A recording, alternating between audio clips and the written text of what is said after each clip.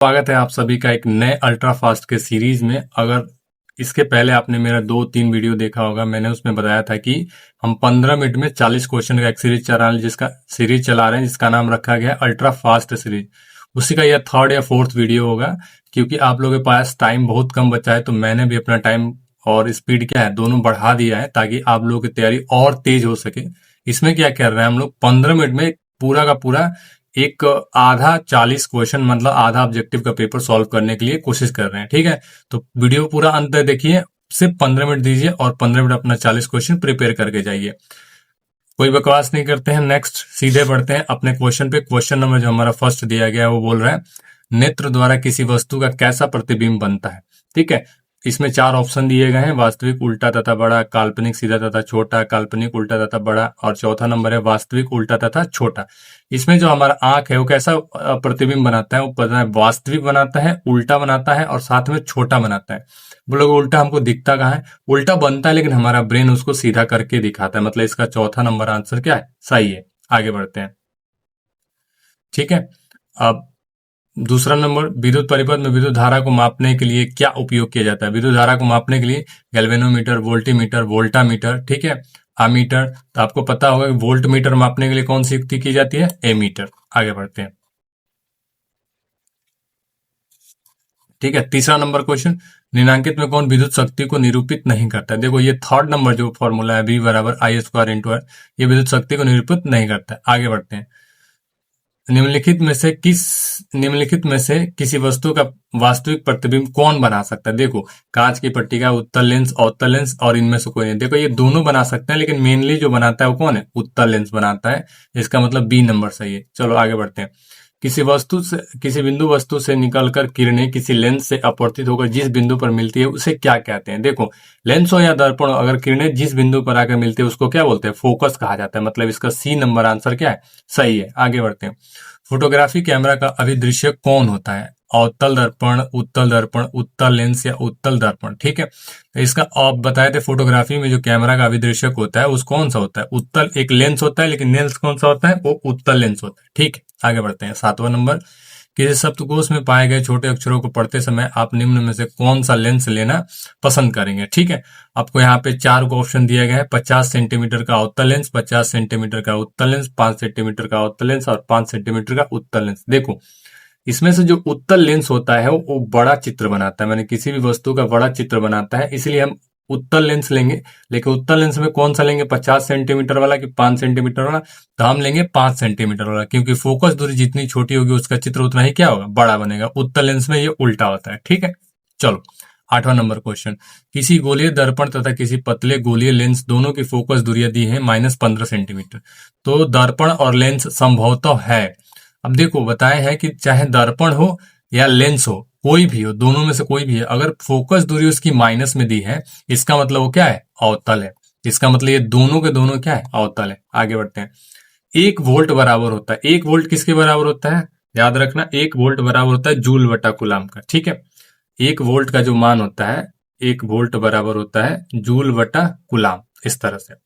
ठीक है, इसका मतलब इसका बी नंबर आंसर क्या है? सही है। आगे बढ़ते हैं। विद्युत आवेश के प्रवाह को दर को क्या कहते हैं? विद्युत आवेश के प्रवाह के दर को सीधा सा परिभाषा है किसका? विद्युत धारा का। विद्युत धारा क्या होती है? विद्युत आवेश के प्रवाह की दर को विद्युत धारा कहते हैं। इसका मतलब पहला सही है। आगे बढ़ते हैं। निम्नांकित में से कौन इसमें से क्या है? सही है। ये पूछ रहे हैं इनमें से कौन सही है? ये जो बी नंबर है ये है जूल बटा कुलाम। ये जूल का जो एक्चुअली मात्रक कन्वर्जन है ये वही है, जूल बराबर कुलाम इंटू वोल्ट। ये सही आंसर है। अगला नंबर 12 नंबर क्वेश्चन, CHO अभिक्रियाशील समूह को क्या कहते हैं? ये बहुत पिद्दी सा क्वेश्चन देता है ये सब। ठीक है ना, पिद्दी सा मतलब ये भी कोई पूछने वाला क्वेश्चन नहीं है इसमें। ठीक है ना, CHO को डायरेक्ट बोलते हैं एल्डिहाइड ग्रुप। ठीक है, CHO किसका समूह है? एल्डिहाइड ग्रुप है। अगला क्वेश्चन, एथेनॉल को सांद्र H2SO4 के साथ गर्म करने पर निम्नलिखित में कौन सी गैस बनती है? पूछ रहे हैं एथेनॉल को सांद्र H2SO4 के साथ गर्म करने पर कौन सी गैस बनती है? सीधा सा बात है, एथेनॉल को जब सांद्र H2SO4 के साथ गर्म किया जाता है तो C2H4 गैस बनती है। CH2 double bond CH2। ठीक है, अब इसमें करने का टाइम नहीं है, मतलब करके बताते कैसे होता है। बस इतना याद रखना, ये CH2 C2H4 इसमें से क्या होता है? गैस बनता है। ठीक है, आगे बढ़ते हैं। जिंक ब्लेंड निम्नलिखित में से किस धातु का है? इसके छी, ये भी कोई पूछने का क्वेश्चन है। जिंक धातु किसका है? नामे में जिंक है, मतलब जिंक। आगे बढ़ते हैं। आवर्त सारणी के किसी आवर्त के तत्वों में कौन सा गुण समान होता है? आवर्त पूछ रहा है, आवर्त में इधर से जाने पे जो आवर्त होता है उसमें जाने पे क्या होता है, कौन सा गुण इसमें से समान होता है? परमाणु भार नहीं होगा, क्योंकि परमाणु भार सब तत्वों का अलग अलग होता है।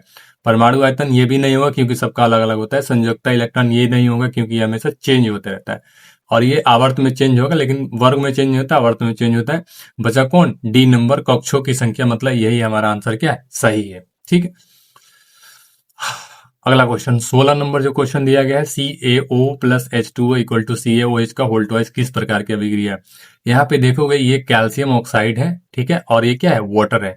और ये दोनों क्या कर रहे हैं? बाइंड कर रहे हैं। बाइंड का मतलब जुड़ रहे हैं, जुड़ के एक तीसरा प्रोडक्ट बना है, मतलब जुड़ना मैंने क्या है? संयोजन अभिक्रिया है। ठीक, ये भी कोई क्वेश्चन है।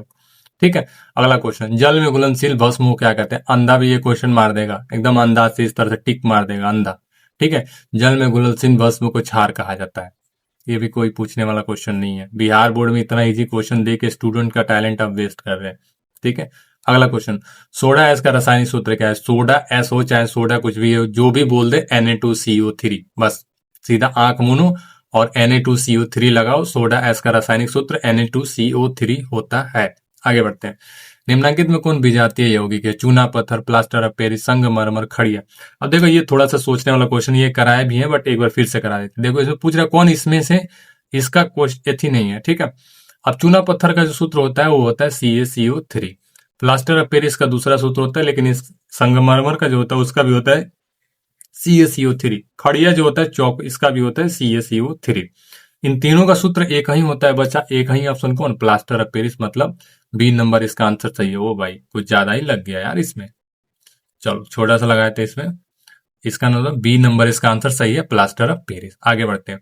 बेकिंग सोडा का रासायनिक सूत्र क्या है? देखो बेकिंग सोडा का रासायनिक नाम जो होता है वो होता है सोडियम हाइड्रोजन कार्बोनेट या सोडियम बाइकार्बोनेट। ठीक है, और सोडियम हाइड्रोजन कार्बोनेट यहाँ पे एक ही ऑप्शन में दिख रहा है, वो है डी नंबर। इसी को बोलते हैं, इसी को हम लोग नाम दिए हैं बेकिंग सोडा। बेक जो पावरोटी वगैरह में हम लोग डाल के बनाते हैं। ठीक, अगले बढ़ते हैं। निम्नलिखित में कौन संक्षारक अम्ल है? संक्षारक मतलब जो जलाने वाले अम्ल होते हैं ना, जो हाथ पे डालने से गल जाते हैं या फिर जल जाएंगे हाथ वगैरह, तो पूछ रहा है कौन सा है इसमें से? पहला है मेथेनोइक अम्ल, दूसरा है सल्फ्यूरिक अम्ल, तीसरा है एथेनोइक अम्ल और चौथा है इनमें से कोई नहीं। ठीक है, चौथा इनमें से कोई नहीं। अब देखो मैं, अम्ल वही होंगे जो खतरनाक होंगे, जो जला देंगे, तो इसमें से एक ही अम्ल है, वो स्ट्रॉन्ग एसिड है, वो है सल्फ्यूरिक एसिड। ये जो ए और सी नंबर जो है वो वीक अम्ल है, वो जला नहीं सकते हैं। सल्फ्यूरिक अम्ल है जो वही जला सकता है सिर्फ, इसीलिए संक्षारक अम्ल कौन है? सल्फ्यूरिक अम्ल है। आगे बढ़ते हैं। मिल्क ऑफ मैग्नीशिया का पीएच मान कितना होता है? देखो मिल्क ऑफ मैग्नीशिया एक क्षार है। मिल्क ऑफ मैग्नीशिया क्या है? एक क्षार है, इसीलिए इसका रासायनिक जो पीएच होगा वो हमेशा क्या होगा? 7 से अधिक होगा। आज 7 से अधिक एक ही ऑप्शन है इसमें, 10.5। 4 नहीं होगा, 3 नहीं होगा क्योंकि अम्लीय हो जाएगा, 7 नहीं होगा, 7 उदासीन हो जाएगा, 7 से अधिक एक ही ऑप्शन है 10.5, तो 10.5। ठीक है, चलो। सल्फर के संयोजी सेल में इलेक्ट्रॉनों की संख्या होती है। सल्फर का 16 होता है। देखो बता देते हैं संयोजकता इलेक्ट्रॉन कैसे निकालते हैं। सल्फर का 16 होता है एस। इसका अगर इलेक्ट्रॉनिक विन्यास लिखेंगे तो 2 8 बच गया, और बचा कितना? 6, मतलब इसका चौथा नंबर आंसर क्या है? सही है, डी नंबर। ठीक है, फास्ट क्वेश्चन हो रहा है, उतना भी स्लो नहीं है। आज तो हमको लगता है 10 मिनट में हो जाएगा 40 क्वेश्चन। ठीक है, निम्नलिखित तत्वों में से किसकी आयनन ऊर्जा अधिकतम है? Fluorine, chlorine, bromine, iodine. देखो फ्लोरीन का सबसे ज्यादा होना चाहिए, लेकिन होता नहीं है, होता है किसका? क्लोरीन का। याद रखना, ये बहुत थोड़ा सा कौन टॉपिक जो है हार्ड है, बट इतना याद रखना कि अगर चारों दिए हैं हेलोजन तत्व तो उनमें से क्लोरीन का सबसे अधिकतम ऊर्जा होगा। उसका रीजन बाद में बताएंगे क्यों ऐसा होता है। निम्नलिखित में कौन मात्रक वाट के बराबर होता है? निम्नलिखित में कौन? ये फर्स्ट नंबर जो होता है जूल बटा सेकंड, यही होता है। वाट बराबर क्या होता है? वाट बराबर होता है जूल बाई सेकंड। पहला ऑप्शन इसका सही है। आगे बढ़ते हैं। विद्युत हीटर के तार की कुंडली बनी होती है। विद्युत हीटर जो होता है, घर में हीटर हम लोग जलाते हैं ना, उसमें जो कुंडली बनी होती है, तार की कुंडली, वो किस तार की, मतलब किस धातु की रहती है, चाहे किस चीज की बनी होती है? तांबा, जस्ता, टंगस्टन, नाइक्रोम। इसमें जो ऑप्शन है असली वो है नाइक्रोम। विद्युत हीटर की जो कुंडली होती है वो किससे बनी होती है? वो बनी होती है सीधा सीधी नाइक्रोम से। ठीक है, जो अधिक विद्युत प्रतिरोध सहन कर सकता है। ठीक है, आगे बढ़ते हैं। 27 नंबर क्वेश्चन। किसी विद्युत परिपथ का वो गुण जो विद्युत ऊर्जा को उष्मा में बदल देता है वो है, ठीक है, प्रतिरोध, धारा, विभवांतर और शक्ति। देखो, किसी भी विद्युत ऊर्जा को उष्मा में तभी बदला जा सकता है जब इसमें क्या हो, एक साथ में क्या है, प्रतिरोध उत्पन्न हो। प्रतिरोध होने से ही क्या है, उष्मा बदलेगा। मतलब इसका पहला आंसर क्या है, सही है। आगे बढ़ते हैं। एक विद्युत सेल से धारा प्राप्त करने के लिए इसके सिरों के बीच के विभवांतर का मान होता है। अब देखो, किसी भी सेल से विद्युत धारा प्राप्त करने के लिए सबसे पहले क्या होना चाहिए कि विद्युत सेल जो है उसके विद्युत वाहक बल से क्या होना चाहिए, कम होना चाहिए। उससे अगर ज्यादा हुआ तो क्या होगा, ये विद्युत धारा नहीं दे पाएगा। अगला क्वेश्चन। अब एक अनवीकरणीय ऊर्जा का स्रोत है। बार बार एक ही क्वेश्चन कितना बार आएगा। अनवीकरणीय में जिसको दोबारा नहीं प्राप्त किया जा सकता है। और दोबारा कौन है, कोयला, पवन, जल और सूर्य, ये तीनों तो हमेशा मिलेंगे। लेकिन ये जो है पहला नंबर, पहला नंबर जो कोयला है, यही इसका असली आंसर है। आगे बढ़ते हैं, ठीक है। तरंगदैर्घ्य को समानतः व्यक्त किया जाता है। देखो, तरंगदैर्घ्य को बहुत सारे मतलब मात्रक में नापा जाता है और भी, लेकिन इसका ऑफिशियल जो मात्रक है वो है मीटर। तरंगदैर्घ्य को किस में मापा जाता है, मीटर में। आगे बढ़ते हैं। किसी चालक तार से प्रवाहित विद्युत धारा में गतिशील कण होते हैं। मतलब पूछ रहा है विद्युत धारा में जो कण होते हैं वो कौन से होते हैं, वो होते हैं निगेटिवली चार्ज पार्टिकल, इलेक्ट्रॉन्स। किसी विद्युत धारा में जो बहता है कोई कण, वो कौन सा है, सिंपल और सिंपल इलेक्ट्रॉन। अब देखो अगला क्वेश्चन 32 नंबर पूछ रहा है 12 वोल्ट विभवांतर के दो बिंदुओं के बीच 2 कूलाम आवेश को ले जाने में कितना कार्य किया जाता है, ठीक है। अब देखो इसका जो सूत्र होता है कार्य का, ठीक है ना, ये एक सूत्र होता है वोल्ट बराबर W बटा क्यू, ठीक है ना। अब हमको वर्क निकालना मतलब काम निकालना है, तो इसको क्या करेंगे, तिरछा तिरछी मल्टीप्लाई करने। W बराबर क्या हो जाएगा, V गुणे क्यू। अब वोल्ट कितना दिया है, 12 वोल्ट, ठीक है। और चार्ज कितना दिया है, 2 कूलाम, ठीक है। तो ये कितना हो जाएगा, 12 दूना 24, और वोल्ट बटा कूलाम ये कितना हो, जूल, ठीक है। वोल्ट बटा कूलाम ये कितना है, 24। मतलब 24 कौन आंसर है इसमें से, 24 number, sorry D number answer है 24। तो इसका आंसर कौन हो जाएगा, 24, ठीक है। आगे बढ़ते हैं 33 नंबर क्वेश्चन। मेंडल ने अपने आनुवंशिक प्रयोग हेतु किस पौधे का उपयोग किया था।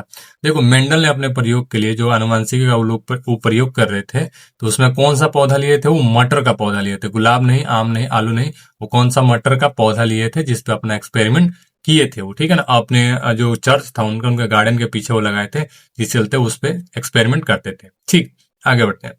किस प्रकार के श्वसन से अधिक ऊर्जा मुक्त होती है, वायवीय, अवायवीय, ए और बी दोनों, इनमें से कोई नहीं। देखो, बार बार बताया है कि वायवीय श्वसन में ग्लूकोज पूर्ण रूप से टूट सकता है, माने उसका पूर्ण रूप से विखंडन होता है। और पूर्ण रूप से कोई चीज टूटेगा तो उसका एनर्जी भी क्या होगा, बहुत ज्यादा रिलीज होगा। इसका मतलब इसका पहला आंसर क्या है, सही है। अवायवीय में उतना एनर्जी रिलीज नहीं होता है, बहुत कम एनर्जी रिलीज होता है, लेकिन वायवीय में सबसे ज्यादा एनर्जी रिलीज होता है, ठीक। आगे बढ़ते हैं। मानव में नर जनन ग्रंथियां कहलाती है वृषण, अधिवृषण, शुक्राशय, शुक्र जनन नलिका। पूछ रहे इसमें से जनन ग्रंथियां कौन है, मानव में जनन ग्रंथियां जो है यह है वृषण। मानव में कौन है, वृषण, क्योंकि वृषण में क्या बनते हैं, हार्मोन बनते हैं और शुक्राणु भी बनते हैं। अगला क्वेश्चन। जीवन की एक महत्वपूर्ण विशेषता कौन सी होती है, अणु में गति, वृद्धि, संघ या समन्वय। देखो, ये तीनों नहीं होंगे, ये होंगे वृद्धि।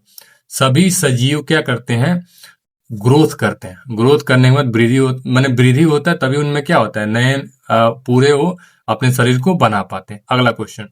स्वपोषी पोषण होता है, मैंने पूछ रहा है स्वपोषी किसमें होता है, पौधों में, कवक में, कुछ प्रोटिस्टा और प्रोकैरियोट्स में, ए और सी दोनों। पूछ रहा है इसमें से किसमें होता है, ठीक है। तो देखो, पौधे में तो होता ही होता है, साथ में प्रोटिस्टा और प्रोकैरियोट्स में भी होता है, ठीक है। इसका मतलब जानते हो क्या हुआ, इसका इसमें दोनों आंसर सही है। इसमें जो आंसर सही है वो है ए और सी दोनों। प्रोटिस्टा में भी होता है, ठीक है, और प्रोकैरियोट्स में भी होता है और पौधों में भी होता है। मतलब इसका आंसर डी नंबर सही है। आगे बढ़ते हैं। ग्लाइकोलाइसिस होता है, ग्लाइकोलाइसिस मतलब होता है विखंडन किसका, ग्लूकोज का विखंडन, और वो होता है कोशिका द्रव्य में। याद रखना, ग्लाइकोलाइसिस कहाँ पे होता है, कोशिका द्रव्य, माइटोकॉन्ड्रिया में नहीं, कोशिका द्रव्य में होता है। अगला। तंत्रिका तंत्र की संरचनात्मक एवं क्रियात्मक इकाई को क्या कहते हैं। तंत्रिका तंत्र की संरचनात्मक और क्रियात्मक इकाई क्या है, न्यूरॉन है। न्यूरॉन ही क्या है, संरचनात्मक क्रियात्मक है। कौन सा एंजाइम वसा पर क्रिया करता है, ये बहुत बढ़िया क्वेश्चन है। कौन सा एंजाइम वसा पर क्रिया करता है, देखो वो है लाइपेज, ठीक है ना। फैट पर जो एंजाइम काम करता है उसका नाम है लाइपेज। तो देखो, सिर्फ 15 मिनट में ही हम लोगों ने 40 क्वेश्चन कवर कर लिए हैं, ठीक है ना। इस तरह से अगर अपना फास्ट रिवीजन तुम बढ़ाओगे और क्वेश्चन प्रैक्टिस बढ़ाओगे तो एग्जाम में डेफिनेटली तुम अच्छा करके आओगे, ठीक है। अगर ये वीडियो अच्छा लगा तो वीडियो को लाइक कर देना और चैनल को सब्सक्राइब कर देना अगर चैनल पे नए हो तो। अगर आपका भी कोई दोस्त अगर 10th की तैयारी कर रहा है तो उसको ये वीडियो शेयर भी कर देना। ठीक है, मिलते हैं नेक्स्ट वीडियो में, तब तक के लिए अपनी तैयारी के लिए गुड बाय।